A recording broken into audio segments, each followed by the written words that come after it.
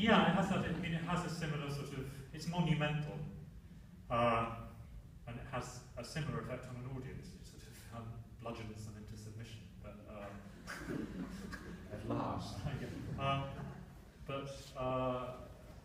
Yeah, and it has a deep. It feels like a spiritual piece of work, but of course it's not spiritual in the way that Bach is spiritual. But maybe we receive Bach in a different way today. And how do you take this journey then? I see it as very open. It's not a journey to an end. It's a journey which ends with the realization that the only thing you can do is carry on, which is why the piece has such an affinity with the 20th century trend in literature of people like Samuel Beckett, who incidentally loved the work. But it's this idea that you've got to carry on, and that is it. At one and the same time, courageous but terrible. Yeah. How ambiguous.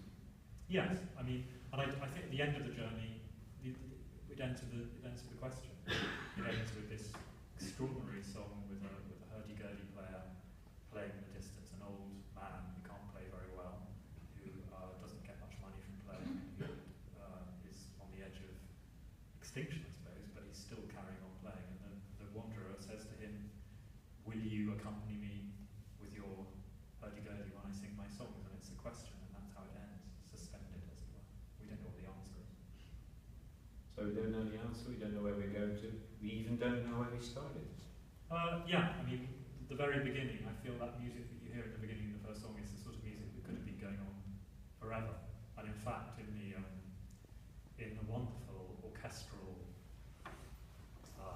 interpretation of Winterreise made by the German composer Hans Zender, it starts with pages and pages of this chim, chim, chim, chim, chim, chim, to begin with, and only very gradually as it made musical. So I think he understands that very well. And then it starts with such an extraordinarily general statement, which is like a motto for the whole cycle. I mean, of course,